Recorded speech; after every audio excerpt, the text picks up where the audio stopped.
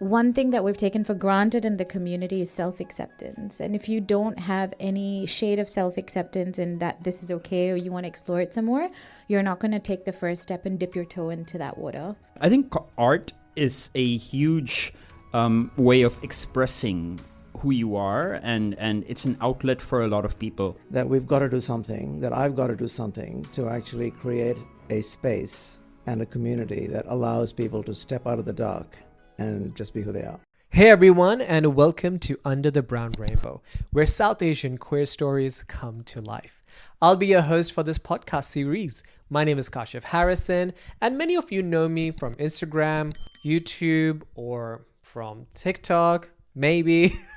Well, let me welcome you to this amazing series, which is produced by Trikone Australia, a community which has been there for such a long time within Australia.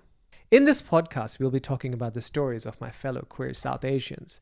The stories of resilience, the story of success, the story of just living their own truth, and the story of belonging and community. Although this podcast may not have all the series videos available, but the videos that we've taken of some interviews are worth sharing, and I will make sure that they are shared with you on all the platforms.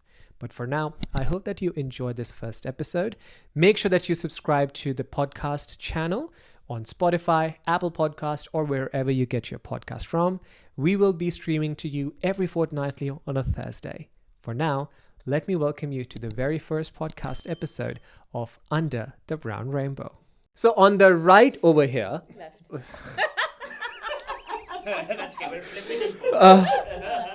This is getting really hard for me.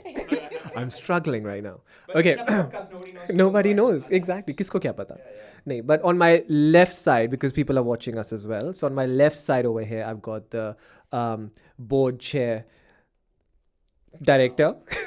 It's just Kunal. Then I've got Alan, who's the founder of Trikone, right? On my right side, I've got Zahra, who is the vice chair of Trikone board. And then I've got Pratik, who is the treasurer of Trikone. And bro, you are so important for them right now. For all of us, everyone's going to be hearing you. It's true. Yeah, very important. Very important role. So guys, this is something that we've been thinking about doing, a podcast. And the reason why it is something really beautiful that you guys just updated on your website as well. And who's going to say it? So I'll ask Kunal. What was it? The updated version of what Trikone Australia is.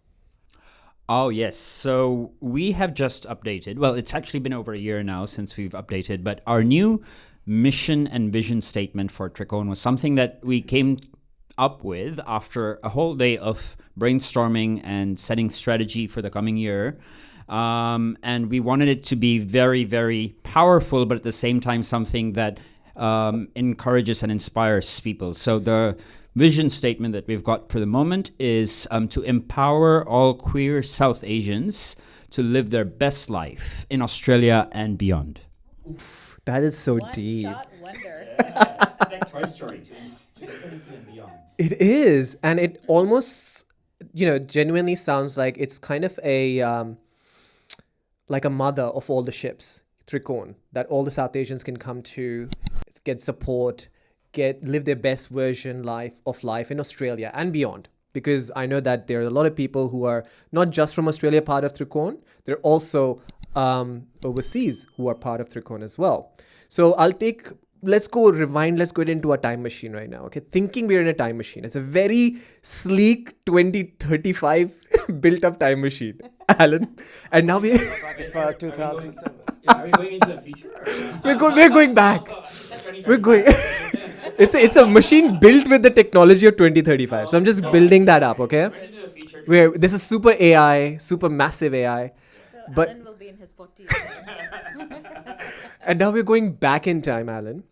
And now I want to take you back in time when the first seed of Trikone came into your mind. What was it? What was the idea behind it? What clicked? And you were like, bro, we need something.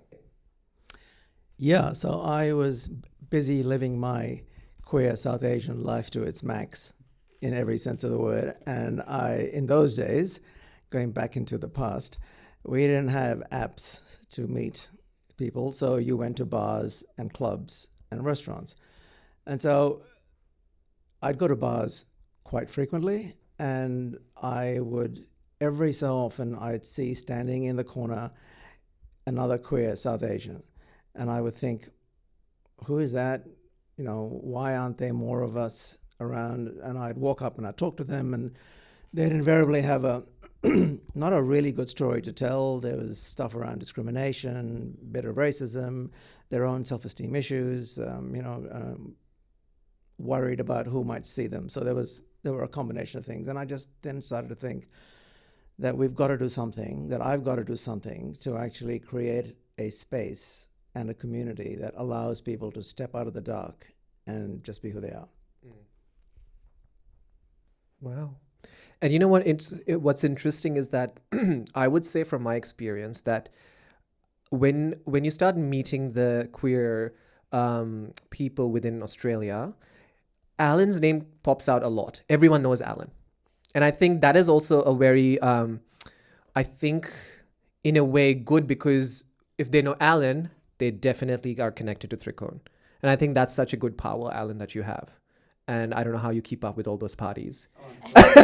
With all those night parties and clubs and all that. You know, there's famous and then infamous. So you have to clarify which one it is. I have a feeling.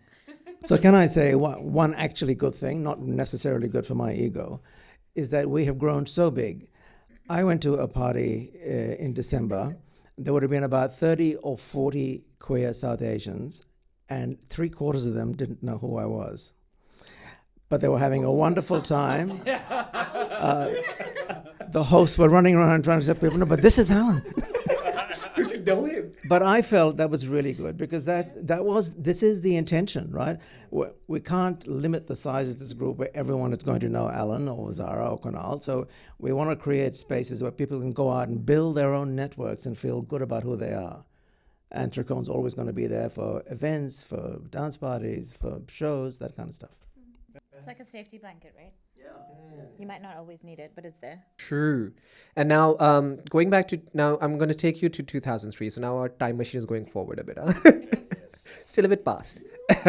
And Kunal, you honestly, I feel when we talk about Kunal, so, and especially Trikone and Kunal together, there's a lot of dance shows that are coordinated. We see plays that are written by Kunal. We see content which is on the internet because of Kunal. And then there was this really nice clip of you receiving the award for Trikone last year at the ACON Honours. ACON, by the way, is a prominent LGBTQI organization within Australia. And I think that was such an important win. Why was it such an important win, Kunal?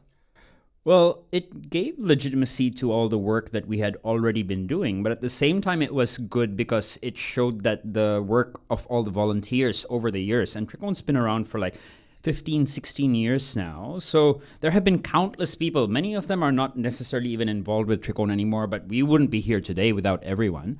So having that recognition on stage in front of like an audience of prominent people, awarded by an organization like ACON, which is a nationally funded organization,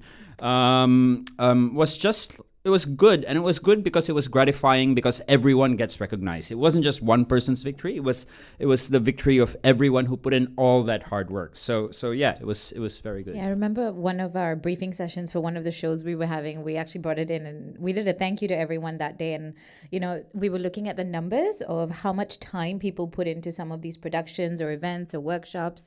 And actually it is as much, if not more, than us here. So when we sit here, there's actually like an army of 800 people behind us that you don't see, you know, which is really beautiful.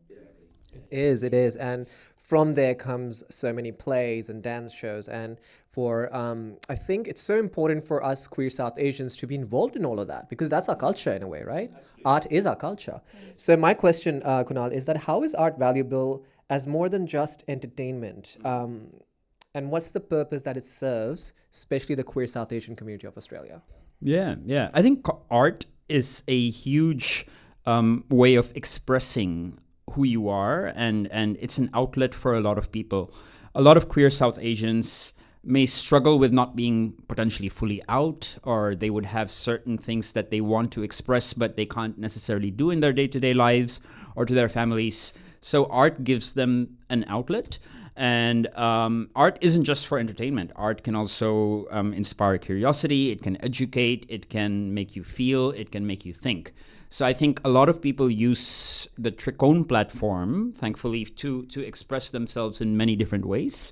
The place that we come up with, we direct, we write, we star in, we dance.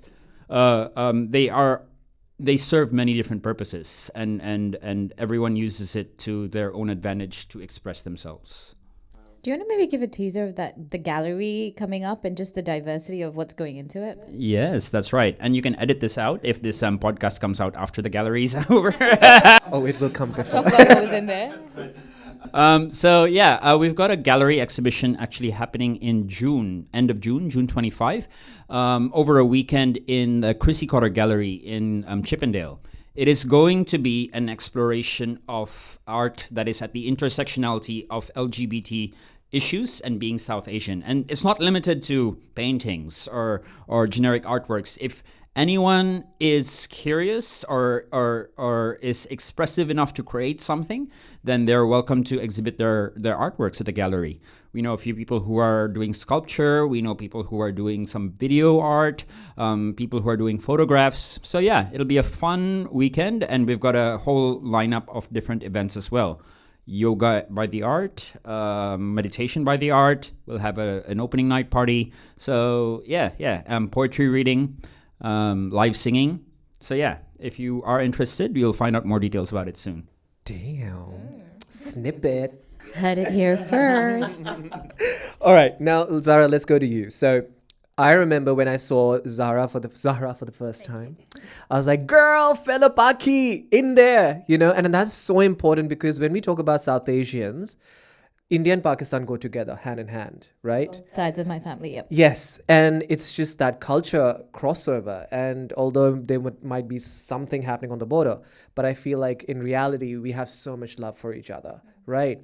How was it coming into Trikone, which is mainly known for being very Indian, Bollywood, or, all of that? And how was it just being part of it at the start? Yeah, I think, look, if you had asked this question many, many moons ago, I think there would be a lot more delineation between what's Indian, what's Pakistani and whatever. But now the lines are so blurred. So that's number one. I don't think one or the other, it can be delineated that much. But I'll tell you what was a bit different, and just different, like not different, bad or good, just interesting, was coming into a space as someone who is vaguely Muslim. And I say that for things that are NSFP, not safe for podcast. Everything is safe for the podcast. Girl. That's why we have podcasts. But there's a slight difference in, and I don't want to, confirm the stereotype or anything, but Pakistan is a more Muslim country, and there is a different level of acceptance now in constitution and law and stuff in Pakistan versus India, right? So coming out and actually seeing people like you, even Kashif, like how out and proud and, colorful you are is hugely affirming to that community. And it actually puts out a thing that, hey, I'm like this, I'm putting it out there. It's okay. And you can do it too. And I think there's this really great organization, Sydney Queer Muslims, for example.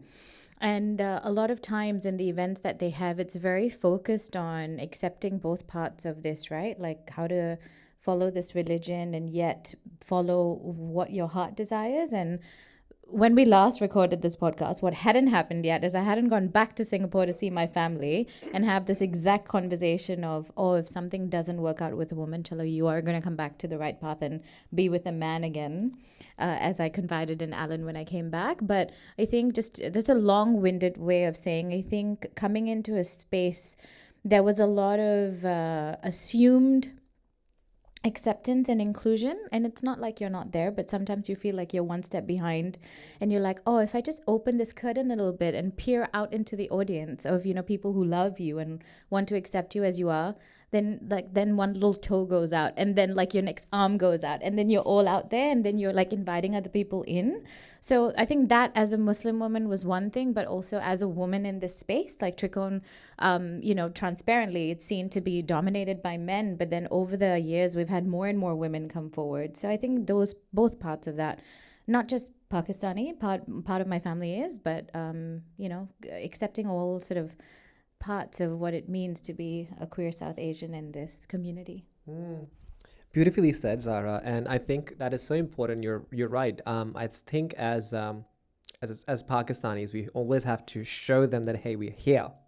Even when people ask me, okay, so you've been gay for how long? And I'm like, well, for a very long time. You're from Pakistan, you're Christian. I mean, all of that, Exactly. And if I can just, when we did Parramatta Pride last year now, 2023, there was this old middle-aged white man, every part of the stereotype, sitting on a bench in front of our booth.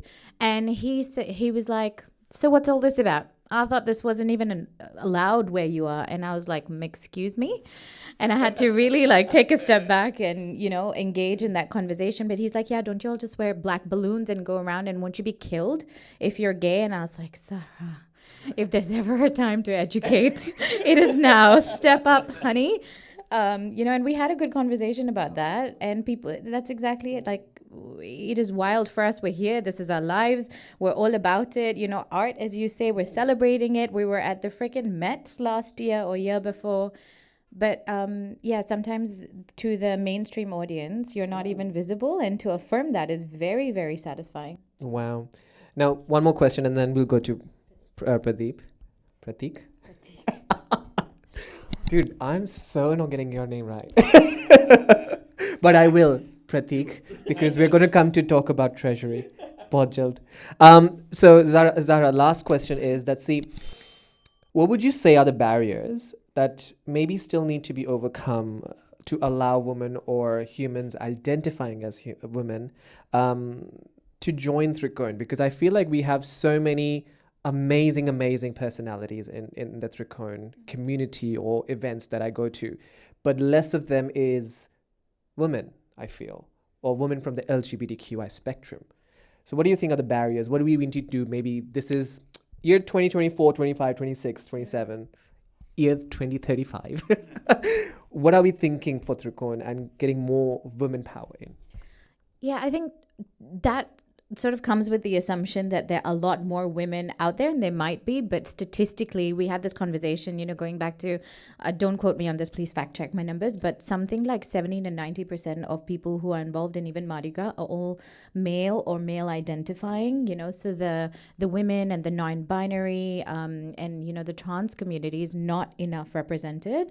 That's something that we're trying to really double down on and make a lot more equitable in our space. And I think we need to work extra hard to say this is a space for you also, and not just go by the assumed knowledge, because it is absolutely a space for everyone in every shade of every part of the rainbow. So that's number one. But I think with women, what happens, and I'm going to get massacred for saying this out loud, this is our secret. You start dating, then you U-Haul, and then you nest. And then you don't leave your home because there's a big bag world out there, and here's where it's comfortable and beautiful, So I think women are not coming out as much.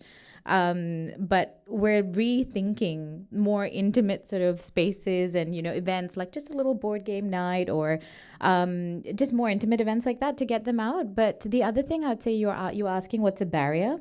One thing I've noticed more and more over the years is I think all of us are pretty out there, might not to varying degrees and levels, Some are very out and loud on social media. Some have just told their families, so things like that. But one thing that we've taken for granted in the community is self-acceptance. And if you don't have any shade of self-acceptance in that this is okay or you want to explore it some more, you're not going to take the first step and dip your toe into that water.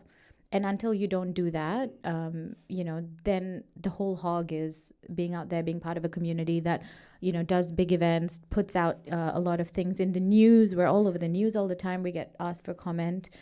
And a lot of times we ask as just like a hygiene check, right? Like, hey, if you're at this thing, you're going to be recorded. Is that okay? And you would be surprised how many people we have on our stages who are actually not okay being recorded and put on social media. So self-acceptance is a very personal journey for everyone, but there has to be a little inkling, spark in you to want that first, and that's where it all starts. I would say that's the biggest barrier, and that's a personal barrier. That's not something that Trikone or an organization can drive, but we can absolutely help with. And true. I mean, personal journey is so important. And if it's okay, it's definitely okay if you're not out there. You don't have to be out there. And that's, I think, one of the perceptions that people have about gay people or people from the LGBTQ spectrum. You have to be so much out there. You have to be a RuPaul Drag Race lover. You need to have... you have to. But apparently I haven't watched one episode of RuPaul Drag Race. Neither have I. Good, which brings me to you, Prateek. See, I told your name right. I said your name right. I knew I was. I knew we would bond this relationship at some point. Now you have a very important role, right? You are the treasurer of Trikone, and I feel like that's my question. That being a non-for-profit organization, how does Trikone raise money, bro? Like where all that money to create a Bar Bombay or create a Sundarvella show on a mainstream theater in the city, mid-city of Sydney, doing the press and all that stuff. How does that work with the amount of money Trikone has in the bank? And no, you cannot see Alan. You're not supposed to see anything what Alan is trying to tell you. Alan has his OnlyFans account. That's where this all started. That's where the initial seed money came from. No, it's a good question, and particularly because there are, as you said, it's a not-for-profit, it's a social sort of organization. Finding the right balance of how many things do we do in a year and what scale of things do we do. A lot of those conversations happen a lot in our board meetings, trying to determine, what is our budget look like.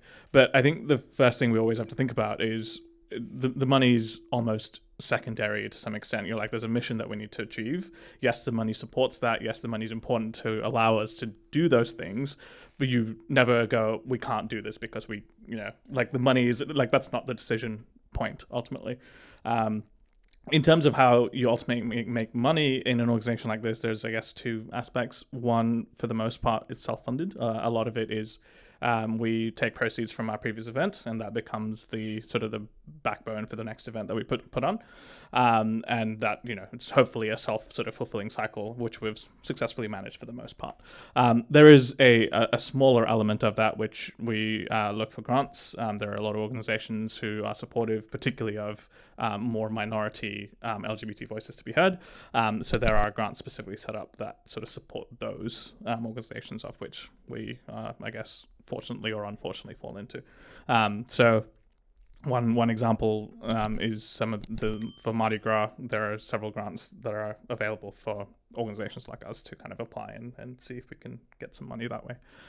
So yeah, those are the sort of two main areas that we can pull money from. And that's kind of how it works for the most part. Darn it, it's not as exciting as Alan having an OnlyFans account or selling his feet pictures, which he can, by the way. He looks like aging backwards. Can we drop his Instagram handle? He's got some good selfies on there. Very, very intimate. So intimate right now.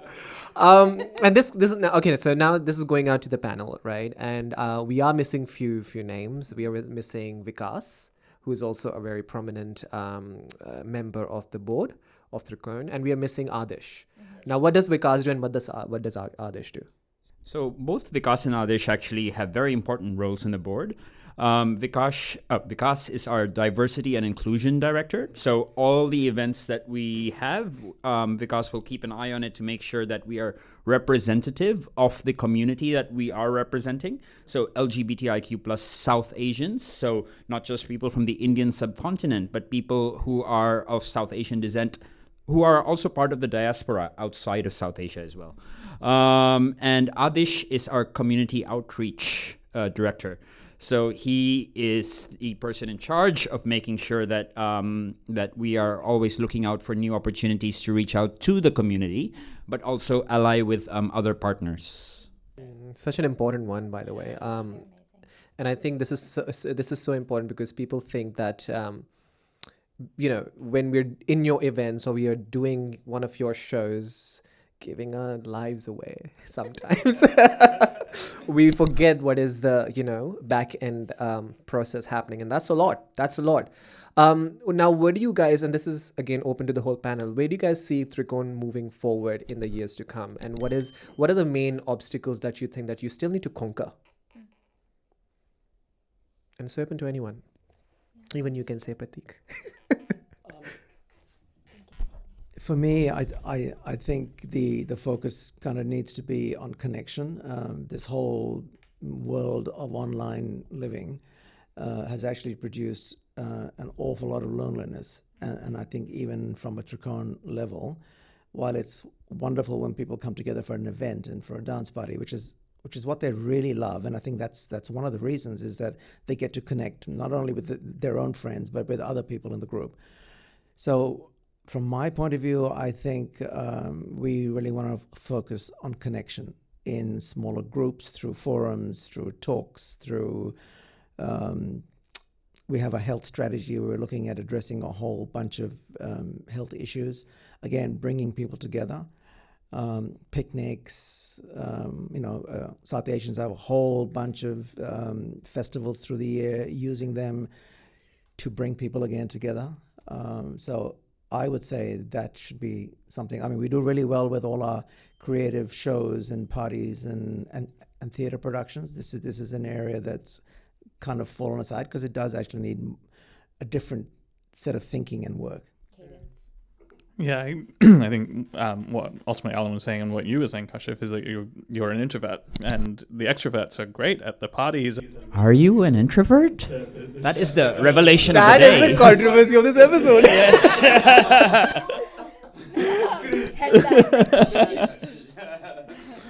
But yeah, they love the stage. They love being, or at least I'm painting with a broad brush, but they feel more comfortable in those kinds of spaces. Whereas I don't necessarily feel that way. So as we were saying, is like the kind of things like having a gallery or a board game night or a places where people feel a bit more like, no, this is just one part of my identity. I actually really enjoy board games and I want to connect with like-minded people. And I feel like we have a really good opportunity to facilitate that. And that's kind of where I hope we spend a bit more time. Kunal, what would you say through this podcast, which I feel like is something that has been such a long time coming? We've been talking about it. I remember back then, I think 2021 or something, we spoke about it. And now here we finally are doing an episode that actually was going to go What do you think? Because I know for a fact that for Alan, it has been really important that this podcast happens. And I think for Trikone, the whole board as well. What do you think is the messaging of this podcast? Which I'm pretty sure a lot of our listeners are going to be interested to know. Well, for a start, the podcast is broad enough to appeal to quite a few different people. And if you're asking specifically about this episode or the podcast in general, Under the Brown Rainbow. So this is a very good point, actually. And it goes to also what Pratik was saying earlier, is that, you might not identify as one thing, or you might say that, okay, I don't want to limit my identity to one thing. So actually I'm a gamer, and that can be an identity that you affiliate with. A rainbow is humongous, and it covers the whole sky, and it covers everything underneath it. On our journey in life, on our queer journey, often when we're younger, like we're teenagers or we're coming into our own and we approach sexual maturity, our sexuality is a huge part of our identity, because we are I'm meant to be attracted to this sex or this gender, but I'm not. And how do I come out to my parents? So that is what you're always thinking about. And so you identify as a homosexual or a queer person or a trans person. So that is a very strong part. But what we would love for Trikone to be is just, throughout your whole life stage, from womb to tomb. We will be there to support you when you stop identifying as a homosexual. But when your identity is no longer tied to the one thing, when you're in the workplace and you're networking, or when you're in a professional setting, and we want to be able to support people throughout all these different stages of their life. Yeah. I think something that you were saying earlier, like where do we see ourselves in the next 2, 3, 4, 5 years, right, is tied to what you're saying, Kunal, about, I think, as we evolve through life stages, people look at organizations like Trikone, and it's important to acknowledge that we are also evolving, with the times, with the different sort of agendas. And one thing that I think what Alan and Pratik have shared at a more practical level in terms of the events and the workshops and the, psychology sessions and stuff that we help around. If I were to just elevate that a little bit, one thing we would love to do is match what happens at a policy level and what happens at a more I don't know what the right word for it is, but like, people's pronouns changing, and now someone can be they and them, and that wasn't the case maybe 10 years ago. If it was the case, it was in really niche pockets and it wasn't out in the mainstream. And I think we have been evolving with that. We also stumbled, and I think it's important to recognize that and then work with our community to evolve essentially with them. So what I would love to see is that we help sort of bridge that gap, not just through all the life stages like what Kunz was mentioning, but bridge the gap between things that happen out in the world and out in the policy, that it actually under your roof with the people you love the most, you can actually have those conversations without them descending into like absolute mania. Where people really understand where things are coming from, where I can sit in front of my family and say, hey, this is not a lifestyle choice, and there are 3 reasons why. And, maybe we put out information or like little discussion guides that can help people just as an idea. So moving with the times, matching policy to more, like day-to-day life, things like that. Wow, that's so nice. All right, time to wind up things. Clearly the camera has gone berserk, so it has recorded only what it can record, but that's fine. We've got the podcast going finally. On that note, guys, thank you so much for being a part of this podcast, and thank you so much for finally agreeing to do this on a second round. Hopefully video chali gayi hai, lekin koi baat nahi, recording hopefully ja chuki hai. But thank you so much, guys. Second time is a charm, right? And hopefully this works out. I mean, clearly we've got our legs out. So third time's the charm. I can't tell you how important it is that this works out. For your own benefit. The saying is third time is the charm. हाँ है ना, बस second time कर लो. अच्छा, make sure that you talk here, not here. All right? यहाँ से आवाज आएगी. Okay. Better? Okay. Yes. All right, perfect. I hope that you guys enjoyed this podcast. If you did, don't forget to like and share this video. And also, don't forget to give us a shout out on social media. Don't forget to subscribe to our podcast channel on Apple Podcasts, Spotify, or wherever you get your podcast from. Don't miss out our latest episodes. Make sure that you follow Trikone Australia on Instagram, as well as me for more updates. I can't wait for you to listen to Who Am I Speaking With next on an amazing and very heartfelt episode of Under the Brown Rainbow.